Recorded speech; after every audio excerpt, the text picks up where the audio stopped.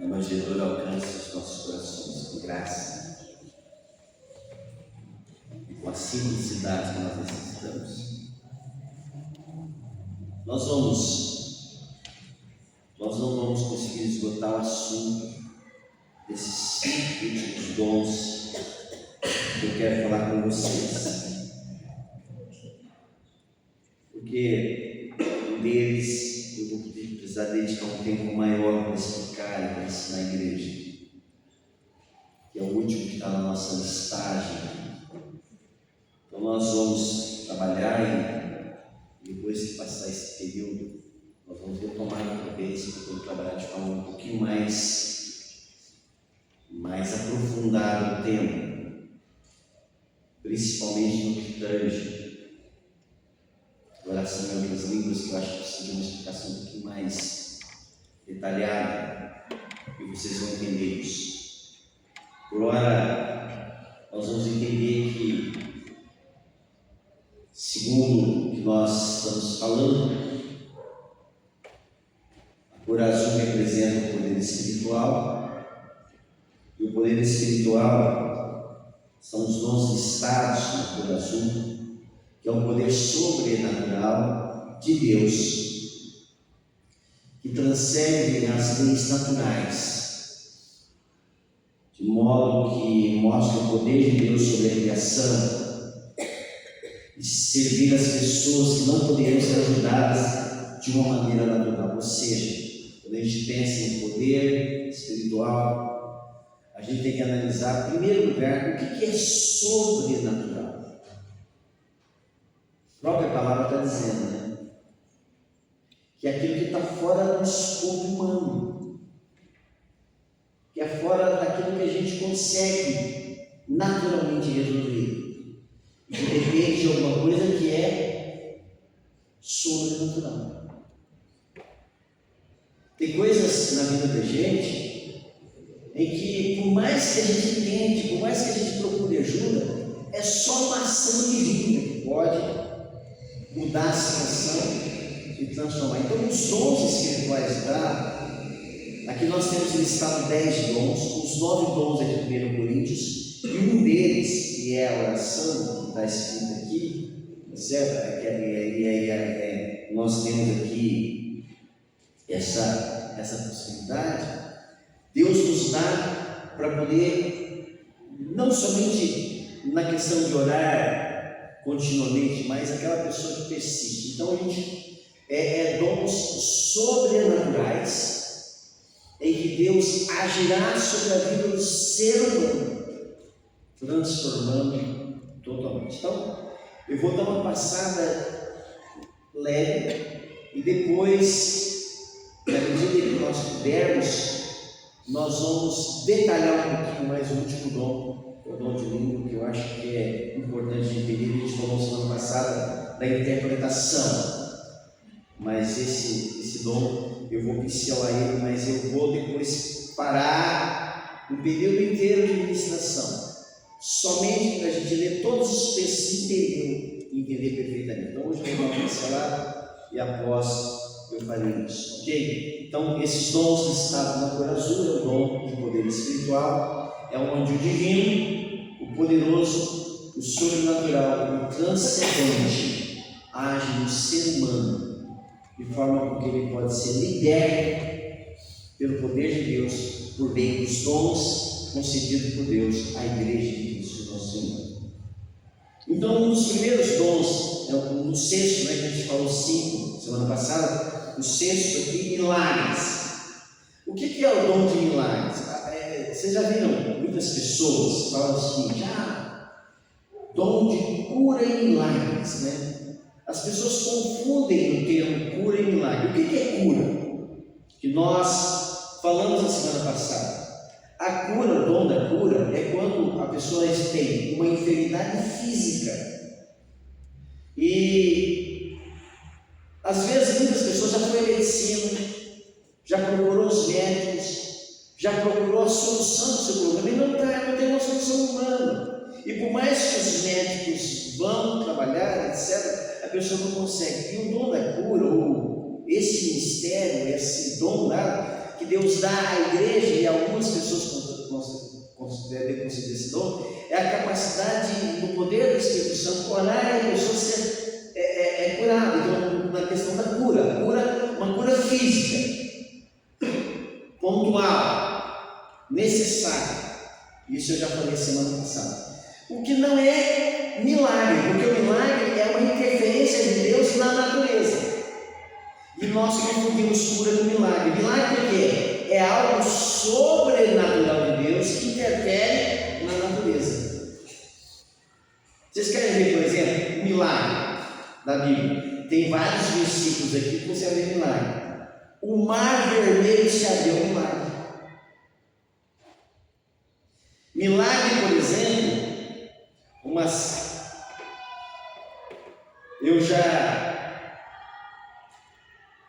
eu já vi Deus agir de várias formas, mas uma certa feita,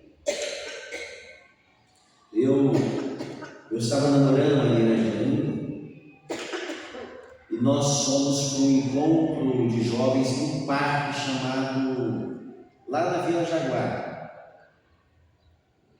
E aqui vocês podem ouvir relatos dessa forma assim, por exemplo, em colheita, em etc. Mas nós estávamos no parque e aconteceu uma coisa muito interessante. Estava o pastor Valmir lá naquela época, isso aí há 30 e tantos anos atrás. Estava começando a namorar na igreja, início do nosso namoro. Os jovens da igreja foram todos os jovens da igreja, nós tínhamos um ciclo muito grande lá, e nós começamos a louvar a Deus. E havia uma ministração da palavra, né? E começou a formar um temporal que ia derramar água abundante naquele lugar. E aí estava muito interessante aquele momento espiritual que nós estamos vivendo como jovens. E aí, a chuva vai entrar aqui de forma que é terrível, não vamos conseguir resolver esse problema. E aconteceu uma coisa muito interessante. O pastor Valmir parou e fez assim: vocês creem que se nós orarmos, a chuva pode ficar todo lado, mas no lugar que a gente está não vai chover? E nós jovens, né? Nós queremos. E aconteceu uma coisa, milagre. Você lembra, Maria, disso? Não tem como se esquecer disso. Ele levantou a mão, orou, e nós oramos junto com ele, e ele orou: Senhor, permita que a gente tenha esse tempo aqui. É uma obra, manifesta Deus. Deus faz isso, faz. Ele não faz só para atender uma vontade nossa besta, mas ele faz para mostrar que ele tem poder para isso. E aconteceu uma coisa incrível. Virou um arco no céu, em que começou a chover todo ao redor, mas naquele lugar do parque, naquela extensão daquele parque na Vila Jaguar, não choveu. Eu nunca vou esquecer isso. Nunca vou esquecer. Eu nunca vou esquecer. A Maria nunca vai esquecer. Os adolescentes e jovens que estavam naquele lugar nunca vai esquecer. Uma outra evento que eu vi Deus agir dessa forma, e foi um milagre, a manifestação do sobrenatural no natural, para a gente entender a presença de Deus como Deus estava sobre a terra, lá de Moisés. Nós estávamos no acampamento, a Maria também estava nesse acampamento, já era casada. E nós estávamos com um grupo de jovens de acampamento e a gente estava orando. Então nós fomos orar e tal. E passa um pouco, nós começamos a interceder e orar. E na medida que nós estávamos orando, havia uma mata. Eu sei que era um local que era uma mata, sim, havia a questão de a gente estava fazendo um momento de oração assim. E eu sei que nós começamos a orar, e o que aconteceu? É uma questão sobrenatural. Ao lado daquele lugar assim, aquelas folhas e folhagens começaram a como queimar. Pastor, mas que é isso? Milagre. Por exemplo, quando Josué olha, o sol parou e a lua retrocedeu. Milagre. Milagre, por exemplo, então a gente vê os milagres da Bíblia e os milagres atuais. Então, o que é o milagre? Qual que é esse dom do milagre? É a capacidade de Deus intervir na natureza, para que o homem saiba que Deus tem ali. E tem relatos, por exemplo, de pessoas que iam perder a lavoura inteira. E então orar em Deus preservar aquele momento da lavoura. É Deus interferindo na natureza para que haja o quê? Uma manifestação do sobrenatural, sobrenatural, e as pessoas verem. É Deus que se interfere. Então milagre é isso. Milagre não se confunde com cura. Porque o milagre ele é uma característica que ele interfere nas leis naturais. Aos olhos observadores que são quebrados. O seu propósito é comunicar uma mensagem específica ao seu povo. Esse dom capacita cristãos a ajudar a servir como instrumentos por meio dos quais Deus realiza obras poderosas que rompem as leis da natureza. Então, quando dizem, houve um milagre, Deus agiu com a providência. Então a gente pode perceber milagres de várias formas. Eu falei sobre a natureza, mas por exemplo, no impedimento de que uma catástrofe aconteça de forma que alcance determinado lugar, por exemplo. É um milagre. É uma ação de Deus que vai contra a força da própria natureza. O segundo aqui, oração. Essa oração é uma oração que todos nós temos que fazer. Todos nós somos chamados por Deus para orar. O crente que não ora não tem comunhão com Deus, e a pessoa que não pratica oração não obedece à própria palavra. A oração é algo que deve fazer parte da vida de todo crente, e então esse dom aqui não é especificamente daquela oração que nós devemos fazer como obediência à sua palavra. Esse dom de oração é aquela pessoa que é capaz de orar até que uma situação seja solucionada. É aquelas pessoas que conseguem permanecer muito tempo na oração e um propósito de oração. Ela é capaz de passar horas orando ou anos orando. Por exemplo, tem pessoas que têm esse nível de oração pela salvação das pessoas da sua família. Ela ora até que veja a cumprida daquela palavra. Então esse ministério, esse dom de oração, pessoas que Deus chama para estar na brecha da intercessão, da oração constante, firme, sem vacilar. Nós precisamos de pessoas que têm esse ministério. Porque muitas coisas na nossa vida, na nossa família, na igreja, só é mudada através da oração insistente, persistente, e de ministérios de mulheres e homens que estejam na brecha da intercessão e da oração, e que sejam constantes, perseverantes, e que tenham uma oração contínua e direta. Tem pessoas que têm facilidade de passar um dia orando, vários dias e até anos orando para uma situação específica, para uma nação, para um avivamento, para isso, para aquilo outro. Então esse ministério da oração está ligado a essa persistência, a esse tempo contínuo. Uma pessoa que não perde o foco, ela tem aquele foco, ela é chamada por Deus para esse ministério da oração na vida da igreja, de forma que é um dom. Terceiro é a profecia.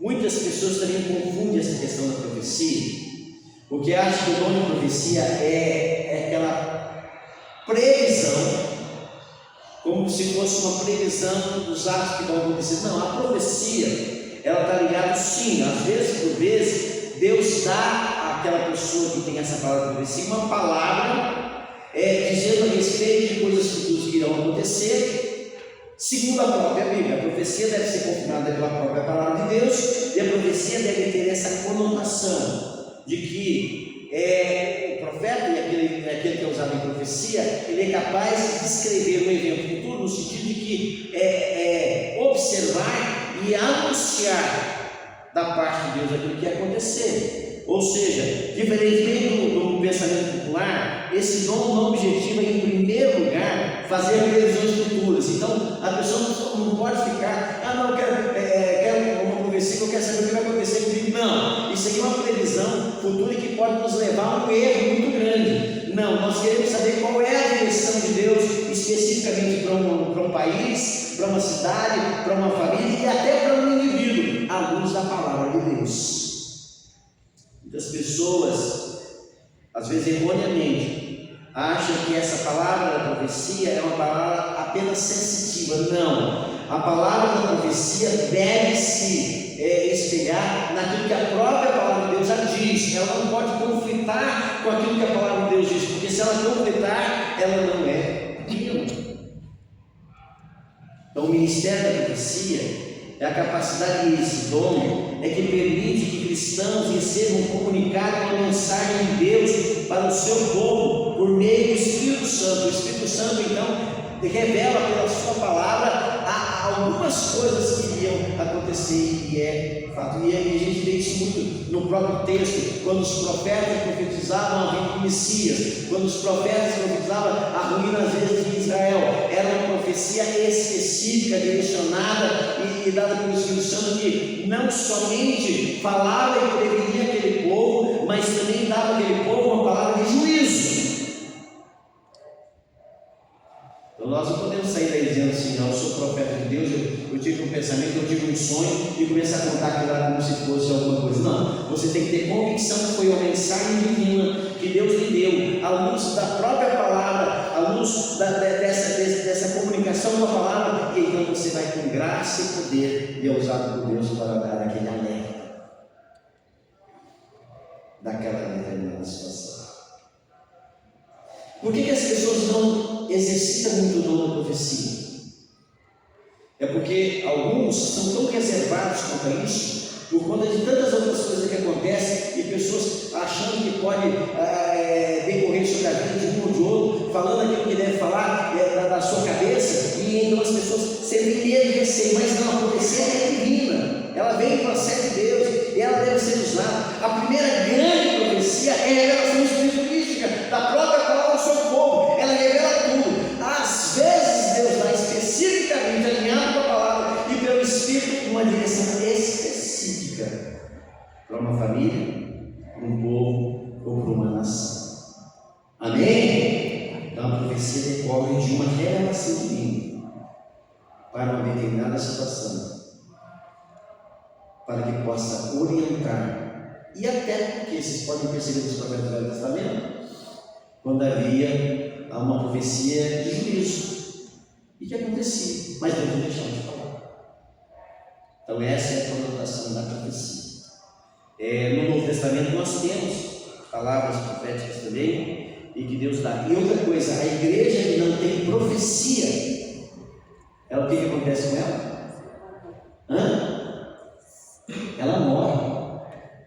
Se não tem revelação escriturística, se não tem profecia da palavra, e por vezes Deus precisa levantar sim homens e mulheres que tenham coragem à luz da palavra para falar a sua verdade em amor. Agora, o único dom que deve ser testado e provado é o dom da profecia. Por exemplo, quando eu digo se Deus me falou pela palavra da profecia, o que o apóstolo Paulo nos orienta? Foi Deus que falou? Se Deus falou pela palavra, e se Deus usou um irmão para trazer o recado, a gente podia chamar para você, através da profecia, o que acontecer Deus está falando?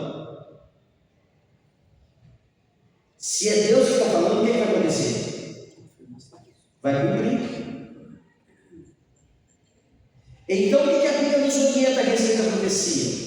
Nós devemos exercer o ministério profético e devemos colocar aquela profecia ou aquele momento profético à luz das Escrituras, e se aquela profecia vai se cumprir, e se ela não cumprir, não é profecia de Deus, é dos homens. Amém? Então aqui está. Então Deus não deixou sua igreja sem perceber. Primeira coisa que eu preciso entender da profecia: veio a profecia. Primeiro, ela é bíblica. Se não for bíblica, você já desconsidera.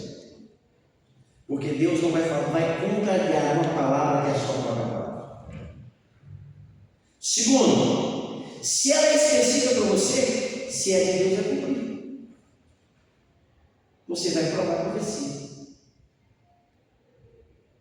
E não tem pecado nisso não. O próprio texto da Bíblia diz que a gente deve provar as profecias. Terceira coisa, se é de Deus, vai trazer paz para o seu coração.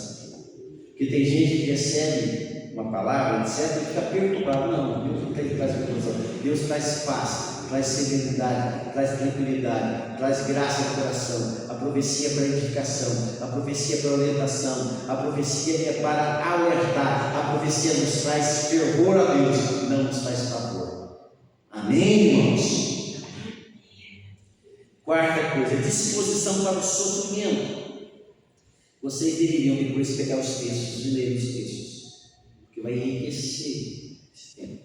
A disposição do sofrimento, ela é o seguinte: pessoas que são capazes de morrer até em nome de Jesus. Por exemplo, tem pessoas que pegam o seu ministério e dizem que vai para um país ou para um local, ele é capaz de ser até um mártir em favor da proclamação do Evangelho. E para ele é normal isso. Ontem, por exemplo, no sábado, na sexta-feira, eu fui no enterro da esposa de um pastor amigo meu, pastor Su chinês, uma igreja chinesa, e ele estava enterrando sua esposa, fez um culto fúnebre, e lá tinha um rapaz, crente, e hoje ele é para a Ucrânia.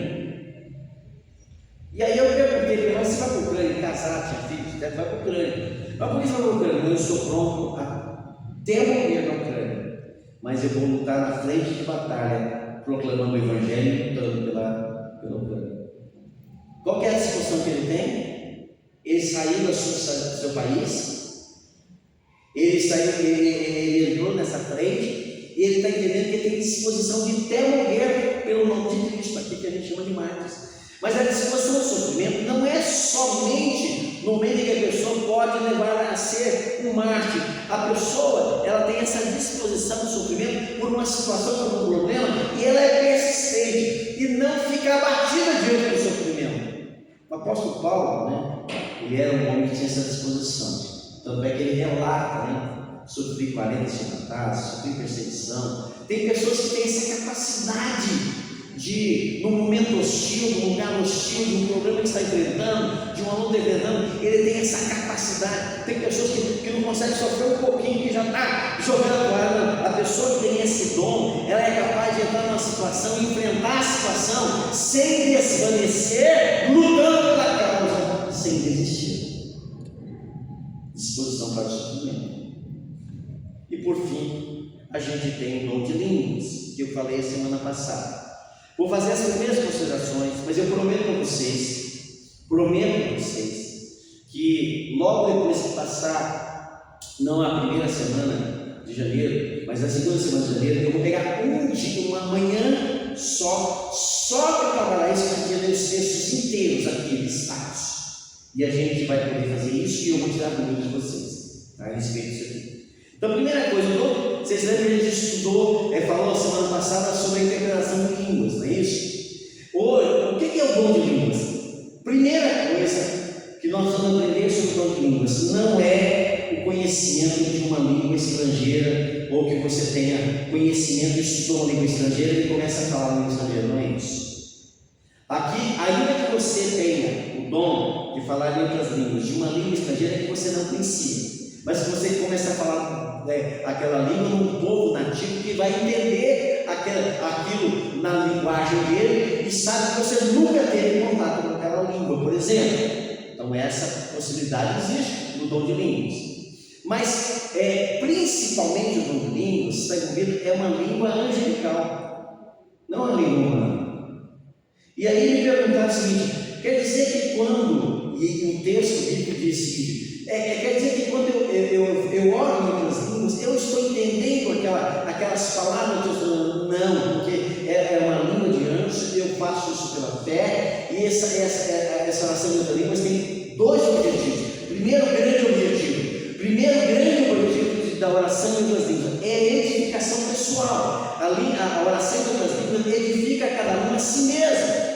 Ou seja, enquanto os outros 8 dons é para edificar a igreja, profecia, milagres, cura, oração, disposição para o sofrimento, edifica, o dom de outras línguas tem um princípio muito interessante, que é a edificação de cada crente, capacitação de cada crente. Então eu oro pela fé, e então na medida em que eu oro em outras línguas, eu estou me edificando mesmo. Existe uma segunda questão, que é a edificação dos outros. E quando que a oração de outras línguas edifica outra pessoa? Somente quando ela é interpretada.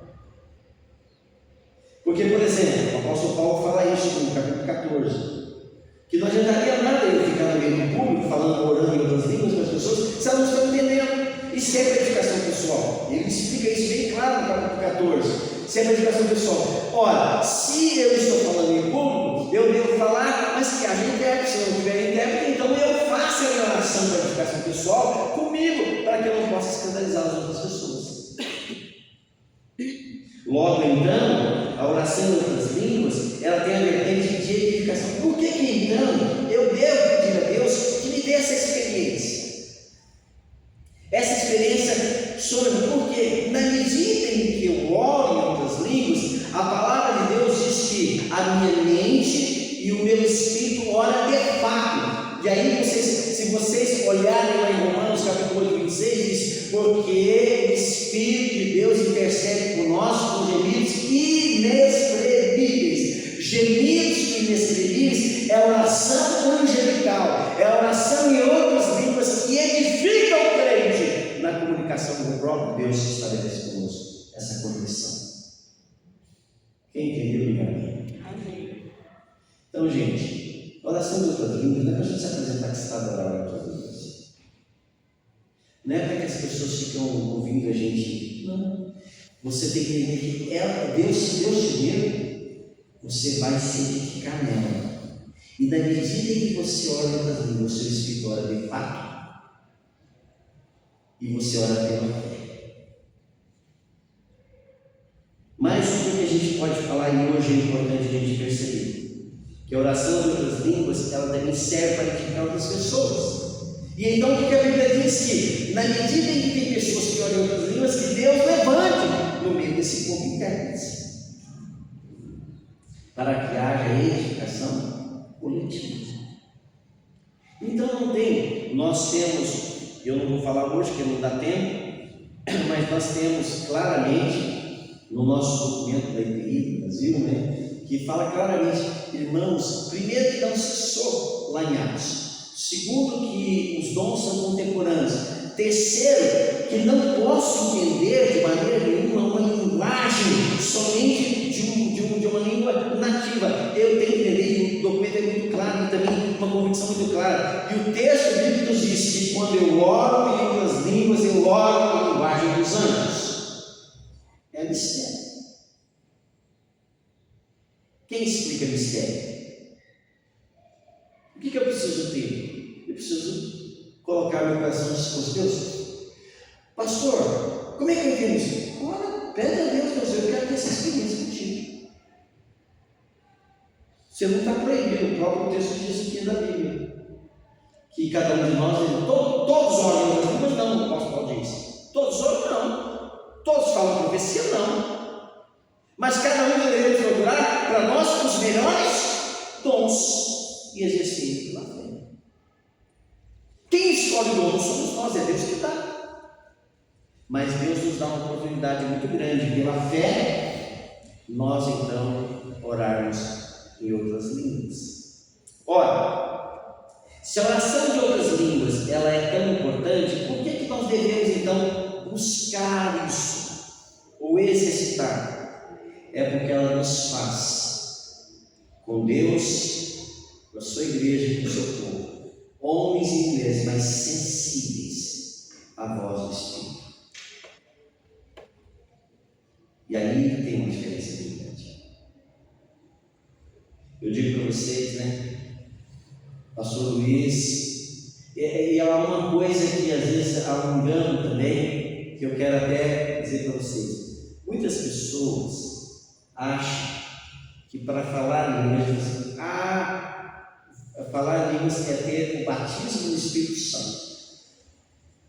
Há uma questão, eu quero explicar isso para vocês. Em primeiro lugar, nós temos que entender o seguinte: se você é nascido de novo, você foi batizado por Deus Pai, Deus Filho e Deus Espírito Santo. Amém? Amém? Quem é nascido de novo aqui? Levanta a mão. Quem aceitou Jesus como Salvador? Então, em você já habita o Pai, o Filho e o Espírito Santo. Então, todos que são nascidos de novo podem ter experiência de oração das línguas. batismo. E aí a gente pode dizer, e pode trabalhar de forma clara. Deus nos dá claro isso aqui. É porque, então eu começo a buscar incessantemente isso aqui. Ora, na medida em que eu estou buscando mais a Deus, na medida em que eu estou orando mais, na medida em que eu estou clamando mais ao Senhor, na medida em que eu quero mais o desenvolvimento dos meus dons, mais eu me aproximo de uma vida de oração, de clamor a Deus. E então mais cheio de Deus eu estou. Logo, se eu estou cheio de Deus, não é que eu tenho que ser batizado no Espírito, porque eu já fui batizado no Espírito, eu não recebi o Espírito, mas porque eu sou cheio dessa graça, e porque eu sou cheio dessa graça, eu transbordo. Ficou difícil ou não?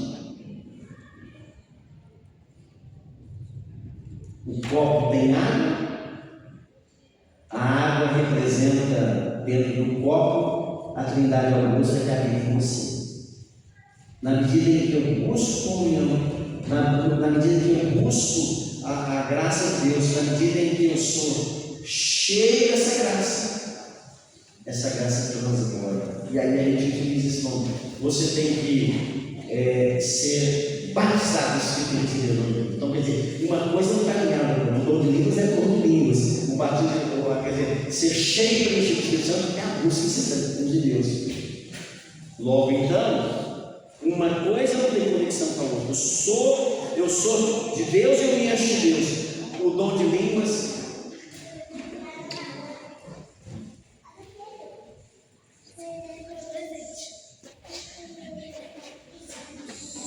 é um presente que a gente recebe.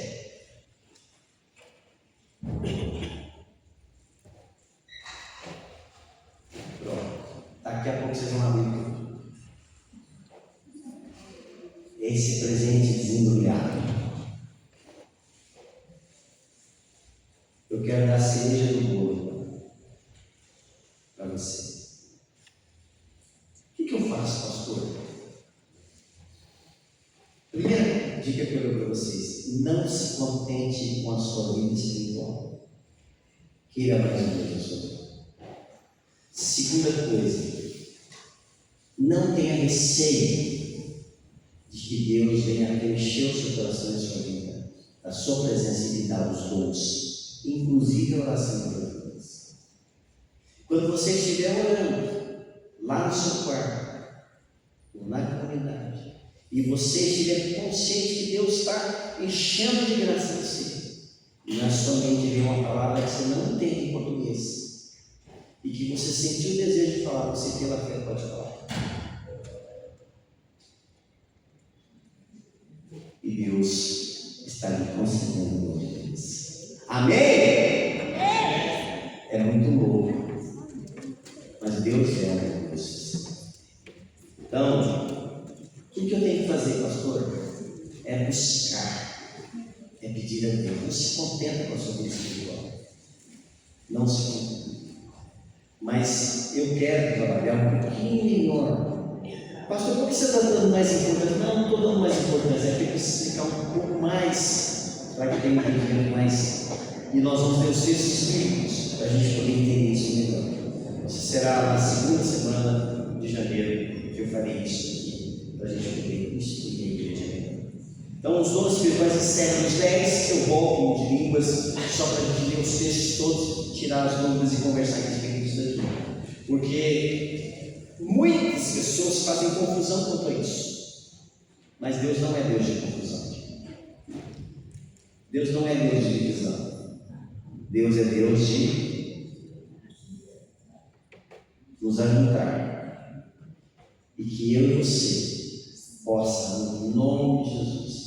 Nenhum dom foi dado para nós para a gente sobressair ou nos orgulhar do que temos. Porque se temos, é graça de Deus. E se é graça de Deus, é para servir o próximo. Que Deus nos ajude para o louvor da sua glória. Amém? Vamos cantar o hino 338?